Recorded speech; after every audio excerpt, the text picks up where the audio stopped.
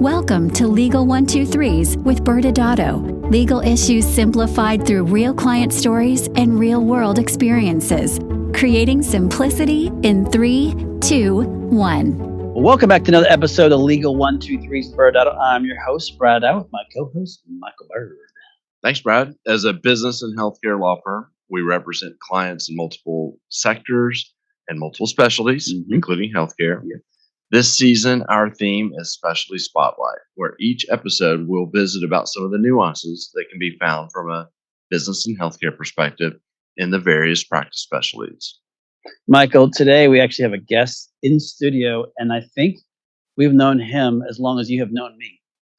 We go way back with our guest today. In fact, we started working with our guest when he was an employed physician on the early side of his career. Yeah, and I can tell by your body language that you want me to talk about something. So let's go ahead, get it out of the way, not be distracted, because we do have a guest in studio. So what are you throwing me today? Have you played pickleball yet? No, but I have played wiffle ball and ping pong. Does that count? Well, kind of. Okay. But I'm a little snarky about it. Now, Okay. I've not played yet. As you know, I'm a tennis player, and I'm a little embarrassed by this, but I have had kind of that tennis purist attitude towards pickleball historically. This does not surprise me at all, Michael. You do like to look down on people, audience members, especially those who don't go to state for typing. So if you've never gone to state for typing, Michael is judging you. I think you're overplaying the typing thing, Brad. Sorry. Okay, but I am, as far as pickleball, I have to admit I'm starting to soften about it. I'm getting curious, and I also getting mature, Brad. I'm recognizing that this is not a healthy attitude to look down on something like this, and I can kind of see what's happening. It's kind of like when snowboarding started invading the snow skiing world, and all the traditional skiers, which was me, complained about how the snowboarders were messing up the mountains. Yes, you are sounding like an old man, get off my porch moment. But yeah, pickleball, I've definitely seen this wave of momentum definitely sweeping across the country. I know. I read several articles about it, which has kind of stoked my curiosity. And I mean, there are titles like, Pickleball Can Save America, and how it's playing a part in bringing people together with different views. And I think the draw, at least according to the articles, is that it's an easy to learn game, and that people of different skill sets can play together. But I recently read about the emerging dark side to pickleball. Yes, first off, I did read that same article about Pickleball Saving America. That did pique my interest. It was a very fascinating article. But learning also that there's some conflict out there is actually even more fascinating. I know.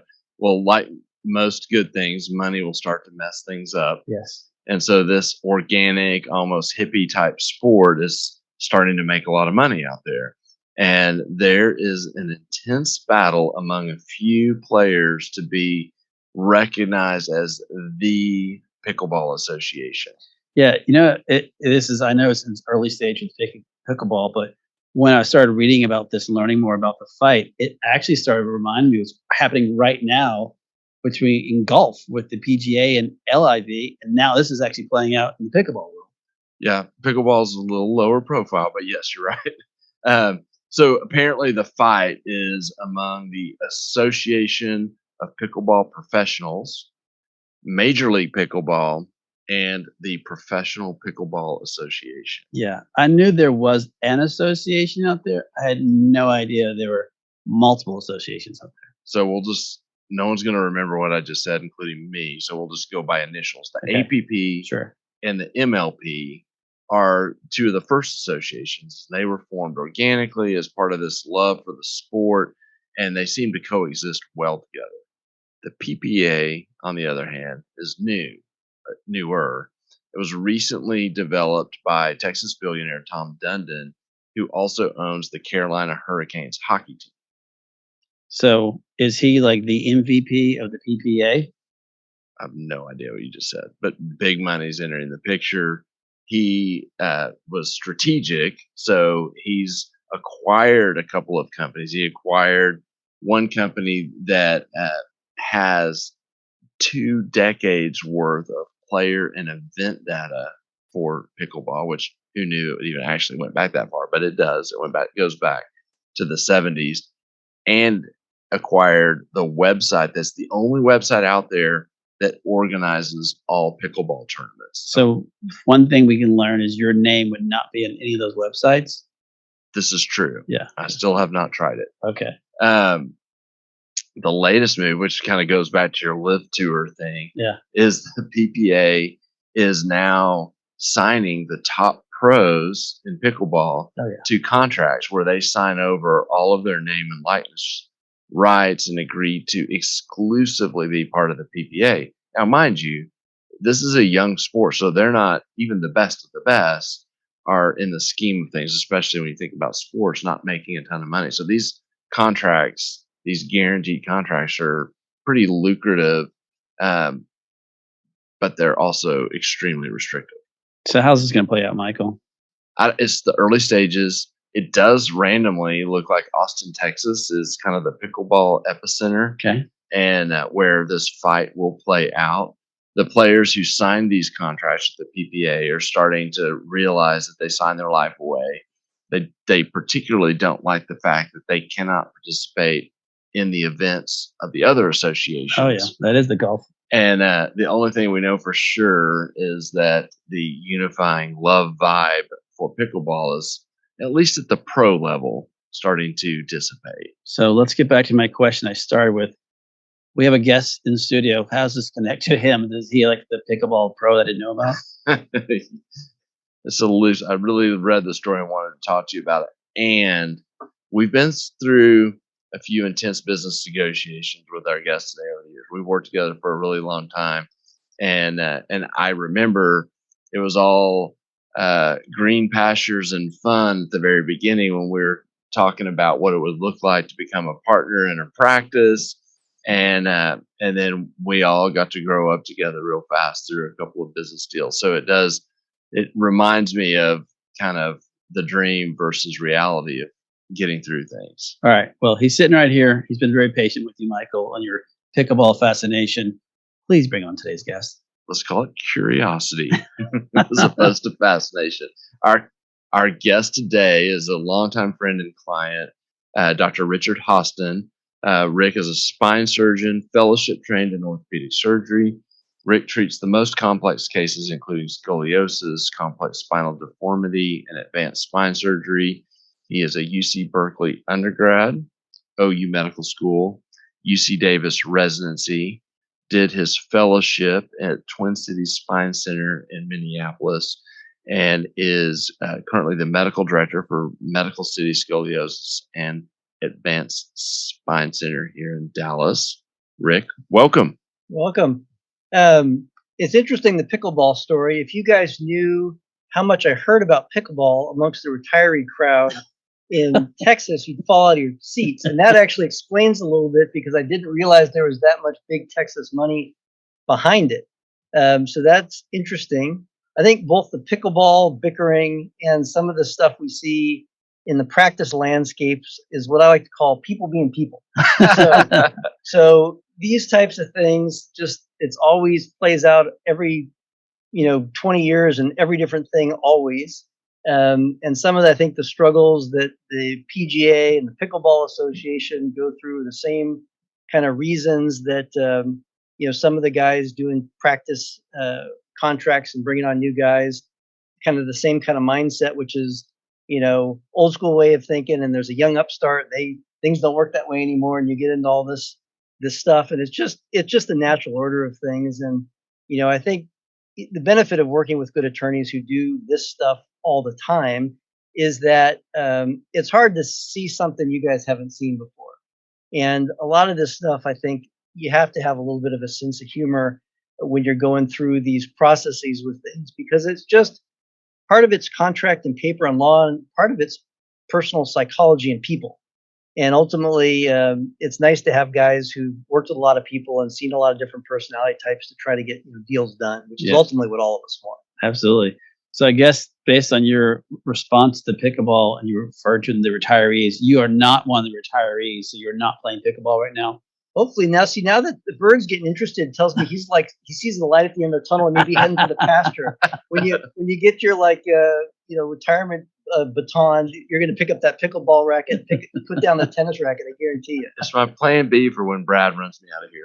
There you go. I think it's popular amongst the retirees because you can enjoy racket sports and it's not as much running and it's not as hard on the body. So people can play more regularly and not beat themselves up. And it's hard to run around when you're in your 60s or 70s like you do in your 30s. Yeah, no doubt. Well, cool. We're glad you're here, and we are not here to talk about pickleball. No. I love the people being people connection. Yes. This is so true in anything.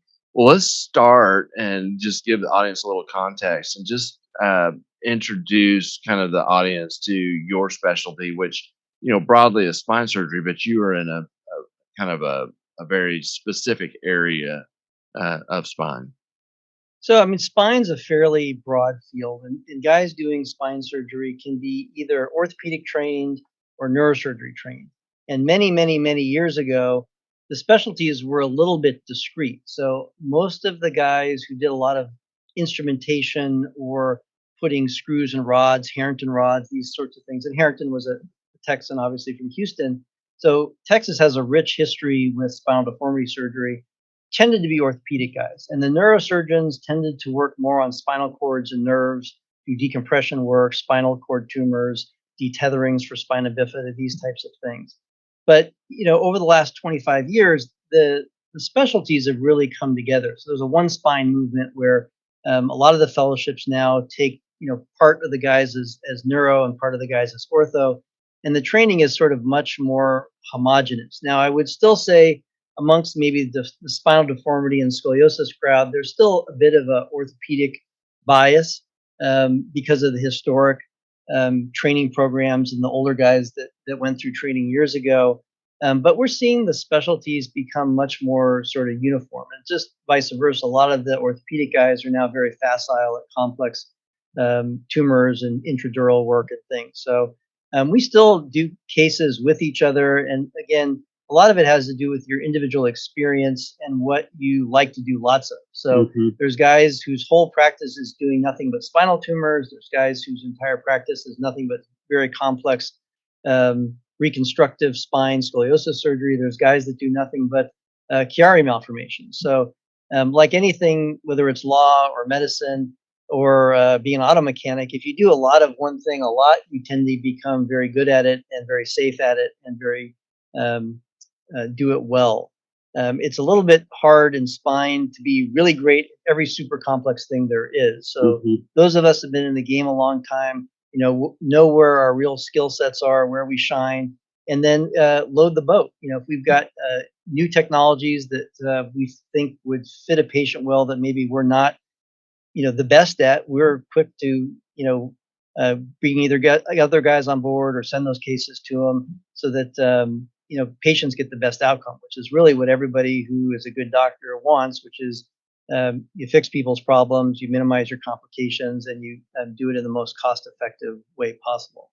Sounds like the Pickleball Association should bring him in, because if you're bringing orthos and neurosurgeons together and you're doing it for the best outcome, that's the Pickleball Association. Bring it back to them. They need Rick to come in and help do that. Bring the right people onto the boat, as you said. That's fascinating to hear that, because I know, growing up with my dad being an orthopedic surgeon, there was a big distinguishing aspect for a long time between their different specialties, and to hear how you're coming together, patient health, that's a fascinating move, which I think, as you said, is relatively newish to the industry, especially with the fellowship aspect to it.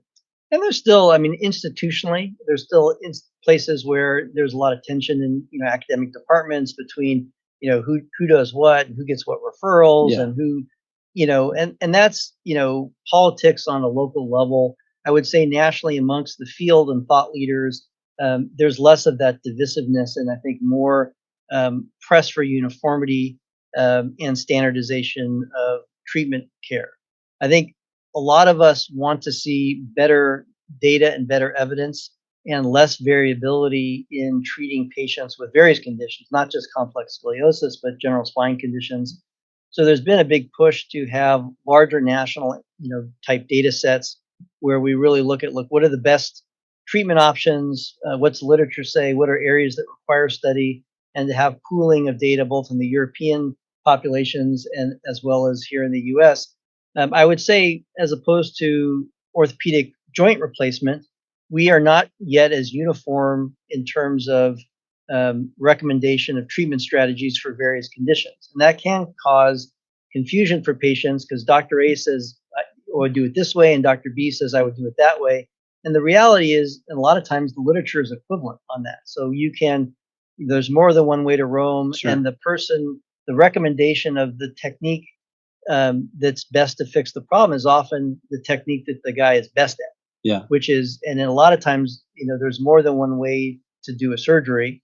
The key is to do them safely and to have good results. And, if you work in a big metroplex like Dallas, where things are competitive, or New York, there's a lot of very good people. So generally speaking, if you're a guy that's not a good surgeon, who doesn't do well with patients and doesn't have good results, you're not going to survive long. Mm-hmm. Ultimately, and we in Dallas have had a few outliers. We had the Dr. Death guy here, years ago, and there's podcasts about that. But that is really an exception. And that guy basically got burned at the stake. You saw that guy got life in prison. It has never happened before, because it was just that type of thing is so. All of us who do anything in healthcare or orthopedics never see anything like that. Yeah. Just completely an outlier. Most of the folks you see are looked at pretty carefully. There's big departments with neuro and ortho guys, and there's a lot of homogeneity for surgery results. So for our audience members, I know the difference, but I think for them to understand, when you're doing a scoliosis surgery, what is the time commitment and staffing need for that versus I use the term loosely, a simple spine surgery, versus, because I know like some things are in a spine surgery can be very not non-invasive, but can be very microscopic, while scoliosis surgery is a completely different animal by itself. So spine surgery is kind of going through some of the transformations we saw with joint arthroplasty a number of years ago. So if you look at the joint arthroplasty joint arthroplasty largely has moved to an outpatient procedure. And it used to be, 4 days in the hospital and a rehab stay. Spine surgery in the general setting is moving more and more outpatient. So minimally invasive techniques, a lot of things allow the procedure to be done in surgery centers with day surgeries. We're, as a deformity surgeons with big reconstructive procedures, we are not in that boat. Right. Just like doing, tumor arthroplasties or more complex joints, that stuff is still in a big facility. So we're, in our practice, really anchored to inpatient facilities where we have good critical care, good vascular, good cardiac coverage, because they're large surgeries, and we look for institutions that have strong benches in terms of critical care needs and all the things we could do in case something happens or we need support. What you don't want to be doing is a big surgery in a little place without a good blood bank, without good ICU, without good critical care, because that's when you get into trouble. So there's starting to be a bigger and bigger kind of separation between what I would call general spine or routine spine and some of the more complex reconstructive work, where a lot of times we're not even in the same facilities anymore like we used to be. Because I think so many advances, some of the endoscopic decompression techniques, minimally invasive techniques, better perioperative pain management are allowing these things to be done outpatient. But scoliosis is not going to be on that list anytime soon. Yeah. Well, let's pivot a little bit, because I'd love to, you have had a lot of experiences on the business side of medicine, and would love just your perspective on kind of some of the biggest business challenges that you see kind of in a spine surgery practice. I think all of us in healthcare, as physicians, have kind of seen a bit of an erosion of autonomy, and what I would call the corporatization of medicine. And I think some of the older school physicians who are, I'd say 55 and up, it's been a big challenge just to get their head around that fact. COVID in some ways has really accelerated a lot of the pressures on the practices. So the challenge has been, you have a declining reimbursement environment, you have an increasingly restrictive regulatory environment, and you have dramatically increasing overhead. So the COVID thing has pushed the healthcare employees just out of the market. So, everybody is fighting to the death over every last employee to try to retain them, because there are just not enough people. Yeah. And not even kind of enough people, not even remotely close to enough people to just staff the hospitals, much less ASCs, doctors' offices, imaging centers. So it's really been a challenge to, number one, provide work environments where you can number one, recruit, and number two, retain good people, because you're only as strong as your weakest link in dealing with the patients. And then number two, to do so in a way that you don't like start taking out loans to show up to work it. So that's been a little bit of, I would say, a challenge for everybody. Spine surgery, if you look at most hospitals, there's only 4 or 5 service lines that are particularly lucrative for the healthcare facilities. And spine surgery and orthopedics is one of them. Neuro, oncology, I would say, sometimes bariatrics and other things. But there's not like an unlimited bench of every subspecialty that the hospitals have a tremendous interest in. So spine surgery practices, I would say, in big metroplexes, there's been a lot of recruitment. Everybody always wants you to bring in new guys because they see, hey, this is potential revenue growth for the hospital, and we have a need. But you have to keep an eye on, does the marketplace really need that? How many new guys can you absorb? And what you don't want to do is create pressures where people are being more aggressive with indications than they should be because they're slow. And then that's really, as a physician, that is what you have to guard against. And we've always been very conservative on hiring guys, to the point waiting till we're kind of bursting at the seams, so we're confident. Look, we're not going to have a guy sitting on his hands and struggling for work. The COVID situation provided a tough time when we were kind of shut down at the hospitals. We couldn't operate, so a lot of guys were frustrated because they had all overhead they had to cover, they had employees they had to pay, and we couldn't see patients, couldn't operate. You can't do surgery over telemedicine. So I think it's been a rough couple of years. I think most of the practices are now coming through it and getting back to the new normal. But it really, I think, accelerated changes in the healthcare landscape very, very quickly. You saw a lot of practices roll into affiliated consolidations with either, if outside of Texas, with insurances, or in Texas where you can't be direct employed, either going back to university type jobs or taking jobs where you're supported by healthcare systems to some degree, either through proxy employees like Health Texas or Physician Services Group, or all these different institutions that the healthcare entities offer, or through contracts with the health systems to help manage some of the practice operational things. Yeah. And I can fact check you right now on the spot. You're correct that you cannot do surgery via telemedicine. So good catch there. Brad's really smart. Yeah. Not yet. So some of my colleagues with the robots, they dream one day of like operating internationally and being in able to do Bora all Bora that. and operating from the beach. Exactly. Well, we've covered a lot of this ground so far, and I guess the last question is, and maybe some of you've already talked about, but from your perspective, what is the biggest healthcare compliance challenge that you face as a spine surgeon?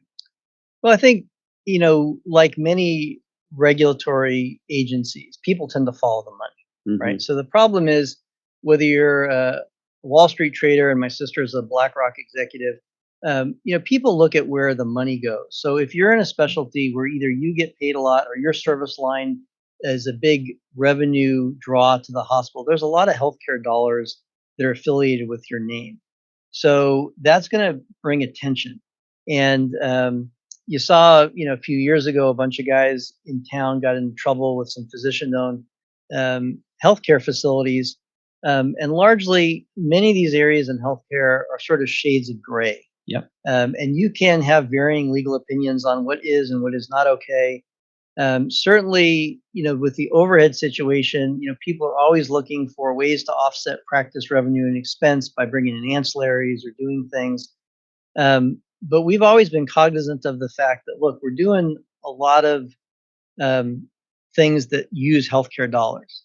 And you don't want to be in a situation where you're on your heels trying to defend things. So we personally have stayed away from a lot of ownership in implants or what we perceive as conflicts. Not to say those things are necessarily wrong or illegal, and certainly there are ways to do many things, I think, compliantly.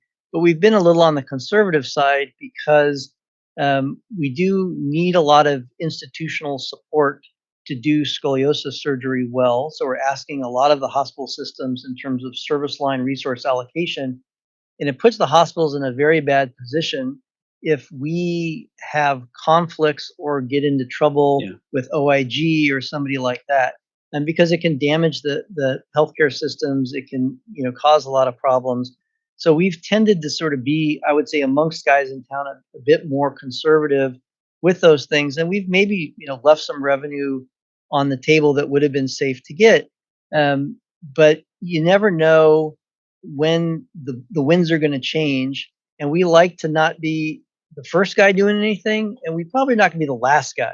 But we kind of go with what we are confident established, it's been tested, true, and we know, like, look, if there's any kind of questions about what we're doing, either from an insurance company, a governmental agency, CMS, that we are in very strong, sound footing. And that's where we really count on, like, you guys to tell us, like, look, when are we pushing things? What's really safe? Do we feel good about it? And when is like, it gives me a little bit of concern. No doubt. Yeah. And, obviously kind of a secondary part of that we see with going to your point of, that it's a lucrative field where there's a lot of opportunity, is that the doctors, spine surgeons, are going to get presented with a ton of opportunities. Not all of them are going to be necessarily wise opportunities for them to pursue. And I tell the young guys, it's a marathon, not a sprint. So the goal of medicine is not to go out there and try to stuff every dollar in your pocket as quick as possible, because ultimately you're probably not going to be doing medicine very well.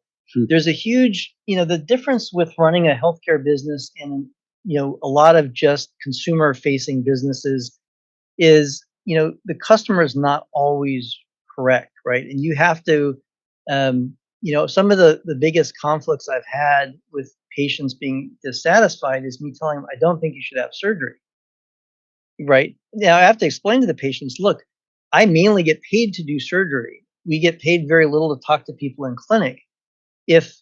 And the healthcare systems certainly like us to do surgery because it's profitable for the hospitals. If I am telling you, I don't think it's in your best interest to have surgery, it's not that I am insulting you. It's that, like, I'm trying to be your advocate, Right. And that's something where it can be a challenge because there are always incentives to overutilize healthcare resources, whether it's personally or institutionally. And that's where specialties in general get a bad rap. So spine surgery, because there's been a large growth in it, there's a lot of looking at what are indications, who's having surgery, is this appropriate? So you don't want to be a guy that's out there pushing the envelope and offering everybody that comes in. And that's also where spine surgery can get a bad rap. If you have very good, tight indications for surgery, I think the results are very on par with, like, hip and knee replacement.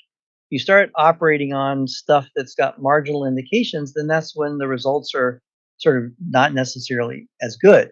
So you have to be sort of conservative. And I think in the business and contractual relationships, you have to be mindful of that. So you have to set up things in a way that there's not a huge either direct or indirect incentive for you to be overly aggressive because there's pressures on you. And that's when we've aimed to do contracts with either partners or healthcare people. We've tried to de-emphasize, like, get paid for every, like, widget you put in or something like that. We want people to emphasize, like, patients have a good experience, they get better, doing appropriate care, we're doing good research, and we're keeping a close eye on, the results we get. That's amazing. I can't believe we're already blew through our time like we do every time. It was amazing and interesting, just like all of our conversations. So what we'll do next is we'll say goodbye to our guest. Rick, thank you so much for joining us today. We'll go into a commercial, and then we'll come back and do a quick legal wrap up when we get back from commercial. Absolutely. Thanks for joining us. Awesome. Many business owners use legal counsel as a last resort rather than as a proactive tool that can further their success. Why? For most, it's the fear of unknown legal costs. ByrdAdatto's Access Plus program makes it possible for you to get the ongoing legal assistance you need for one predictable monthly fee. That gives you unlimited phone and email access to the legal team, so you can receive feedback on legal concerns as they arise. Access Plus, a smarter, simpler way to access legal services. Find out more. Visit ByrdAdatto.com today. Well, welcome back to Legal 123's ByrdAdatto. I'm your host, ByrdAdatto. My co-host, Michael Byrd, still here. Michael, we're having this season where we're doing the Specialty Spotlight. And for those watching us on our YouTube channel, you'll see the spotlight was three handsome men in blue suits in the blue podcast room of the Legal 123s with ByrdAdatto. So I thought that was pretty well planned since we all were wearing basically the exact same blue suit, which I guess we really didn't plan that, did we? No, but we were very on brand. Yes, very on brand. Okay, cool. Well, Michael, there's a lot to take away. Rick was so kind with so many things, and I don't know if there's one particular spot that you want to focus on. I want to kind of pick up where we left off with my last question, which is just the idea that spine is one of those specialties where spine surgeons are going to get approached by a lot of different people because there's a lot of money in spine surgery. And so there are a lot of regulatory issues that go into whether you participate in a deal. And maybe you can touch a little bit on the flags that people should look out for. Rick brought up a great point is, for a spine surgeon, orthopedic surgeon, there's so many pieces that you need. You need imaging, you need lab, you need device companies, you need a huge staffing, and there are so many different ways in which these outside vendors will come to you and say, hey, doc, how about doing this deal with us where you're buying this from us? Or how about buying or using our imaging center? And some of those things are very legal. So, but we've talked about in other episodes, Michael, about anti-kickback and safe and stark with safe harbors and then stark exceptions. But you have to be very careful because what we've learned now is even in situations, let's just pretend Rick had something that we could meet the applicable federal and state laws. There are a lot of times in which the hospital says, well, to be on our medical staff, you cannot have any ownership, whether or not it's legal or illegal. We don't care. We have our own vendors. You have to use our vendors, and you can't have any relationship with them. Avoiding the whole conflict of interest thing he was talking about. Exactly. And so it's a contract restriction. So even if we can find a way to legally own it from a federal and state perspective, you still may have a contract that makes it that prohibits it on top of that. Fascinating. Well, I think we need to wrap up here, and I'm gonna type an email very fast to you, challenging you to a pickleball match. Excellent. Well, I'll be out there with my other retired friends, and we'll crush you. All right, audience members, we're still going with the Specialty Spotlights. Next Wednesday, we have Behavioral Health Spotlight with Brandy Sinclair. ByrdAdatto is providing this podcast as a public service. This podcast is for educational purposes only. This podcast does not constitute legal advice, nor does it establish an attorney-client relationship. Reference to any specific product or entity does not constitute an endorsement or recommendation by ByrdAdatto. The views expressed by guests are their own, and their appearance on the program does not imply an endorsement of them or any entity they represent. Please consult with an attorney on your legal issues.